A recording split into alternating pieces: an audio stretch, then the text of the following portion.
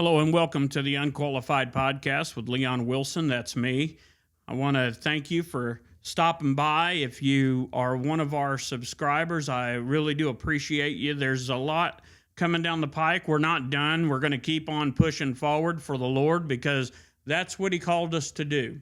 I also want you to know that we appreciate those who have liked and followed, subscribed, and shared and commented, especially those with questions and those who have private messaged us and sought us out to try to find answers. I want to say that it's an almost daily occurrence where somebody's asking about the end times, and folks who are not getting this information from their local church, their community church, from their community pastors who have either don't understand or haven't prayed for the knowledge and the wisdom to understand what is going on in the world around us, what to look forward to, and all those things.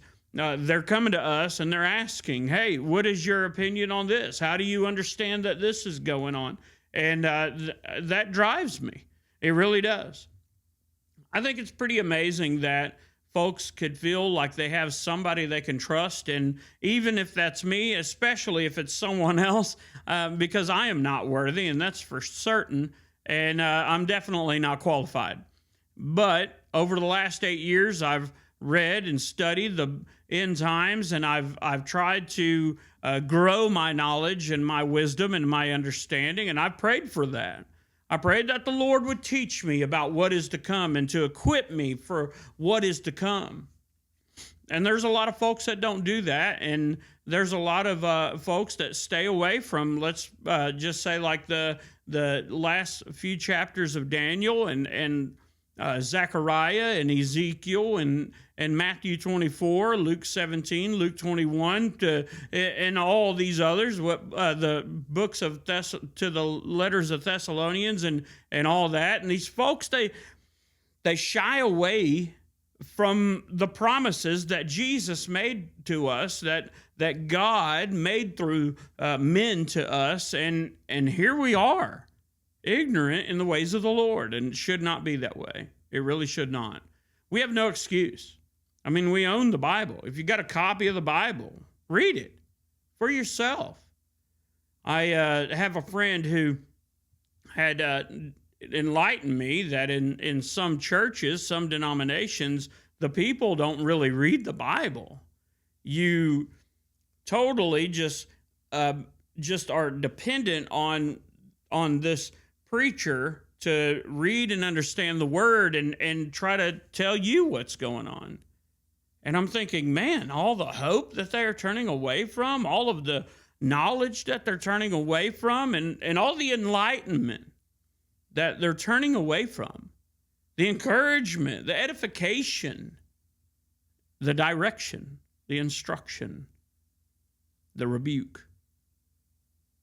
And all of that is needed in our everyday walk as Christians, as people of God.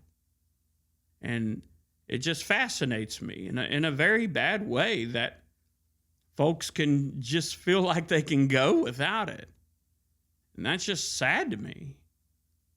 It's very sad. We should pray for those people and pray for those churches. I bring your attention to Luke 21, where Jesus said, and when these things begin to come to pass, then look up and lift up your heads, for your redemption draweth nigh. I am encouraged by those words. Why? I'm glad you asked. I'm encouraged because when Jesus said, hey, he said it from a position where he knows he's God in the flesh. He spoke the end from the beginning, and he understands and knows what is going to happen and when it's going to happen, what is the setup for all these other things and how it plays out. And for him to be able to say something like that, for him to say something like that to us, I think is a fundamental staple point of encouragement in our faith. If you've never read those words, I encourage you to read them for yourself. Do that. And I know there's naysayers out there and folks who say you'll never understand the Bible, and I'll preach it from the pulpit, and it's hard to hear, but I'm going to tell you one thing. The people that say that stay and live in their ignorance, and they're comfortable with a huge amount of ignorance, because if they know, they're accountable for it. And reading your word, yes, it makes you accountable for what you understand, but it also gives you such a vivid perspective of the love letter that is written by inspiration from God. Why wouldn't you want to know that? I mean, how is it that someone would say, I don't want to know that? It just baffles me. It baffles me. In the current events that is going on, it's no secret that Israel and the U.S. are teaming up and going all in and full tilt in this whole battle of countries between Iran and Israel, and the United States has come to the aid of the people of Israel, which, my Bible says in the book of Genesis, when God was talking to Abraham, he said, I will bless those who bless thee, and I will curse those who curse thee. Which is, the context is he was talking to Abraham about his seed, about his generations to follow, his bloodline, and that he would be blessed, and his children would be blessed, and their children would be blessed, and on and on and on. And even those from the concubine Hagar, even that bloodline was blessed, but not like the people of Israel. Well, Leon, how do you know that? Because toward the end of Genesis, you realize that Israel was taken into captivity. They went for hope to Egypt, and they ended up having to stay in servitude. And God saw them in this situation, and he hearkened unto their need and sent Moses. I can't read for the life of me that he did anything similar to any other nation known to man. But I do know he did that for his children, Israel. And he made covenants after covenant after covenant with the people of Israel. And that's important to understand. It's important to understand that the Messiah himself, Jesus, came from that bloodline. Came to us through the Israeli line, and through them, indeed, fulfilled the prophecies and blessed the entire world, and gave us an out from this sin-sick world, this world of complete perversion of all things good, and here we are, so many thousand years later, from Abraham, seeing the children of Israel look like they're having to fight for their lives. God sent them into that promised land. And as Joshua led them in there, as Moses led them a good part of the way, and as Joshua led them through conquest and conquering to cleanse that area of all those who would utterly try to destroy those children of Israel, the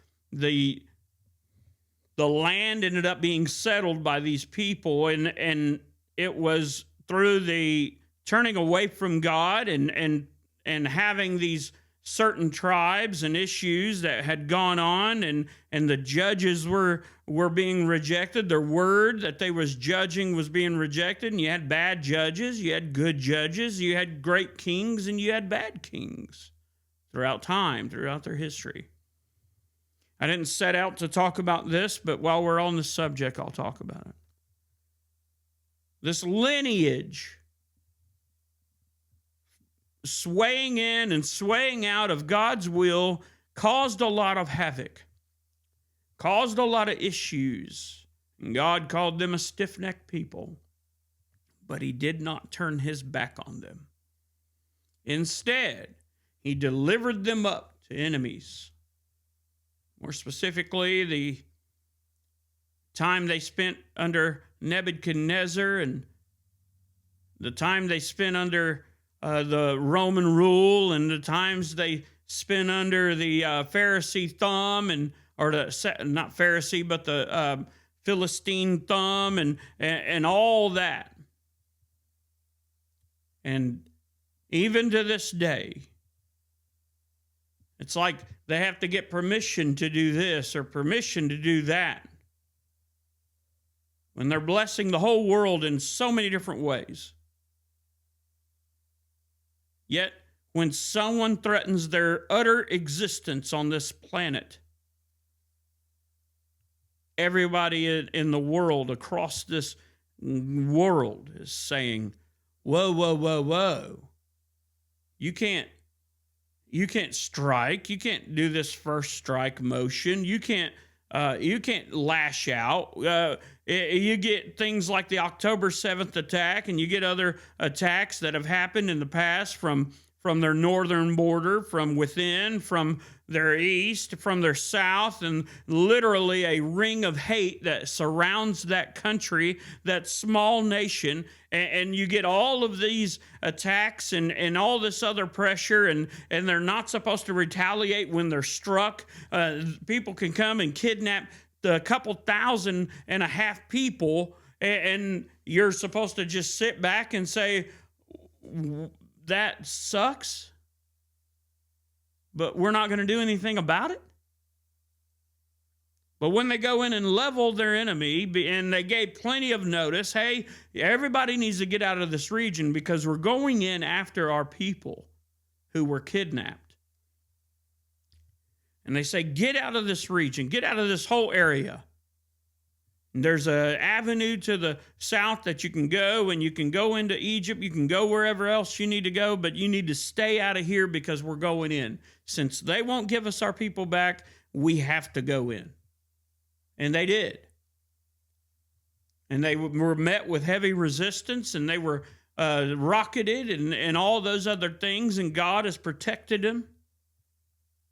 And a lot of those hostages have been killed or died of malnourishment, and they were done horrible things to.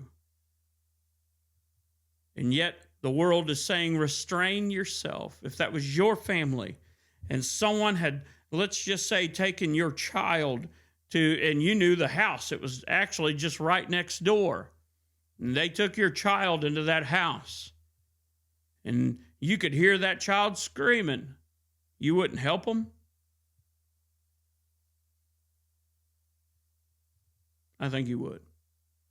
And if you wouldn't, you're spineless probably, but I know I would.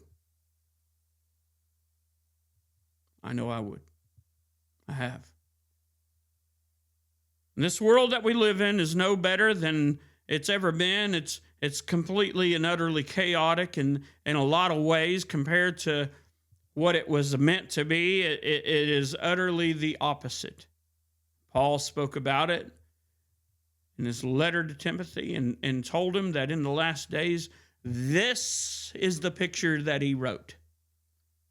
If you were to upload that scripture, that letter to Timothy, if you were to upload it into ChatGPT or something and said, create a short video of how this looks, it would describe to a T the conditions within we live. It would be this world in which we live.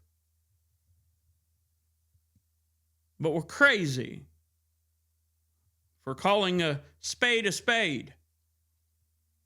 We're radical for calling a spade a spade.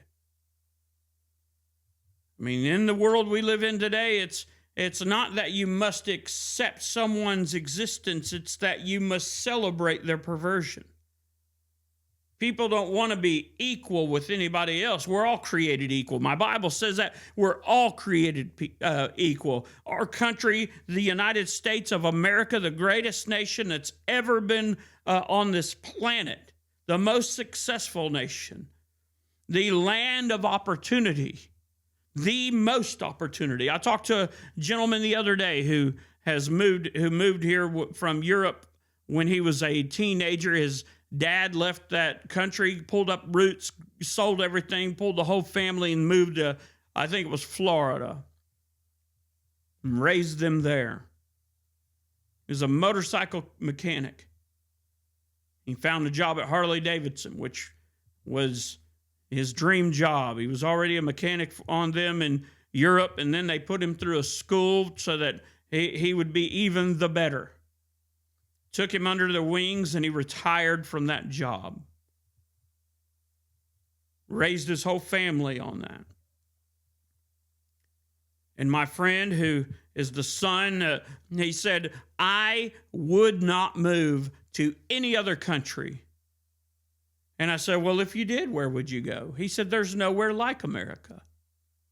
And I've been to several different countries, 9 or 10 right now. And there's no other nation like ours. If you don't believe me, travel. Don't take my word for it. Travel. You'll see. You will see. This is an amazing country.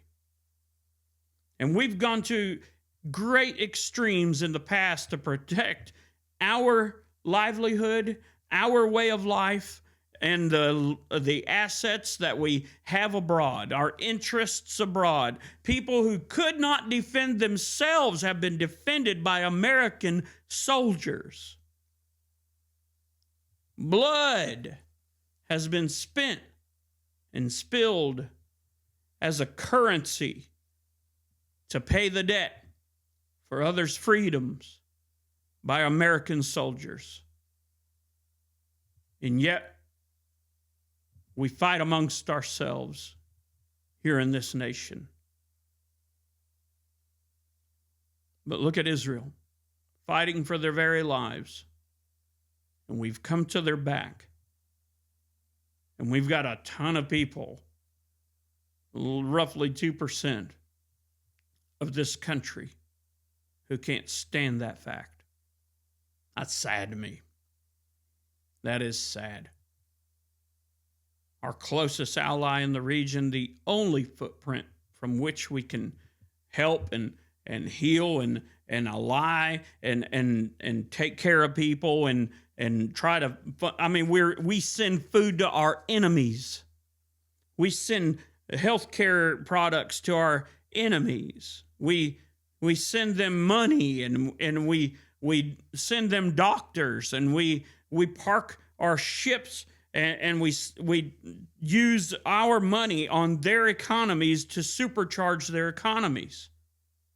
I've been there and done it. I know. But you know who doesn't see that? The radicals who stand in the streets and they burn down cop cars and all these other things. And instead of protesting, which is voicing your opinion, they have to get physical about it and then get mad when they're manhandled. It's crazy to me. But Paul saw it coming. Jesus saw it coming. When nation rises against nation, and the word that was used there is the word ethnos, where we get our ethnicity. So you could look at it literally as ethnicity shall rise against ethnicity.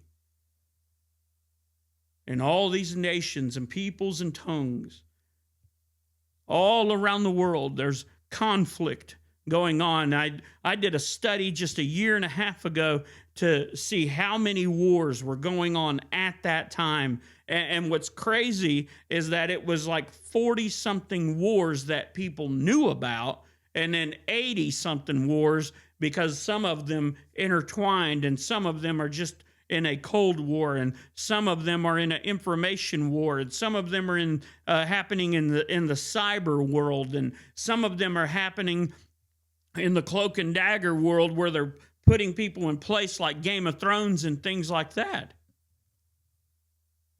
And there's a lot going on right now that you don't see, we don't see, because we haven't been privy enough to peek behind the curtains. But let me tell you who has. Jesus. Let me tell you who does know. Jesus. And so he says, when you see these things start to take place, lift up your head and lift up your eyes. Your redemption draweth nigh. It was a paraphrase. But it's the truth. And that encourages me. Let me encourage you. I drove through a storm on my way home today from work. There were two storms that they were like small supercells. Maybe not supercells, but they were red on the radar and looked like they had spiked and all that stuff. I watched Twister. I know what I'm talking about. And as I'm driving through this second storm, I mean, it came down heavy. It came down so heavy, I had to shout into my truck to reply to a text message from my wife. And as I was doing that, and I had told her in the text message, I'm driving through a storm. Her reply was, be careful. And as she said, be careful, it was like the rain just started letting up. And it became a small, a drizzle, like a common, just like it's going to rain, but it ain't quite there yet. And I was thinking, and I actually said it in the text, I said, well, I think I'm on the other side of it. Honey, we're on the other side of it. No matter what. If you're not on the other side of your storm, you're going through the storm and it seems like it's the worst thing you've ever fought through and you're fighting for every single inch. You're worn out. You're exhausted mentally, emotionally, physically, spiritually. And you feel like, when is this storm going to end? Well, sooner than you think, probably. Because in some cases, when we notice we're in a storm, the expected end is already right there in front of our faces.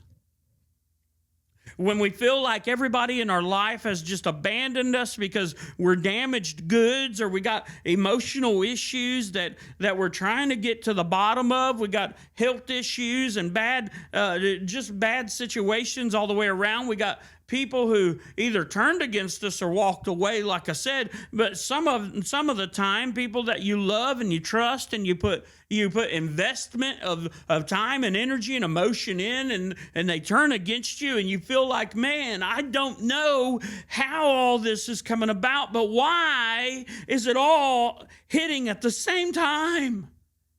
And you feel overwhelmed. My encouragement to you is lift your head and look up. Your redemption draws nigh. We get so blinded by what's going on around us in the moment that we forget we're not alone. We got help that's standing close to us, closer than a brother. In fact, if you're saved, he lives right here in the center of you. Can't get much closer than that.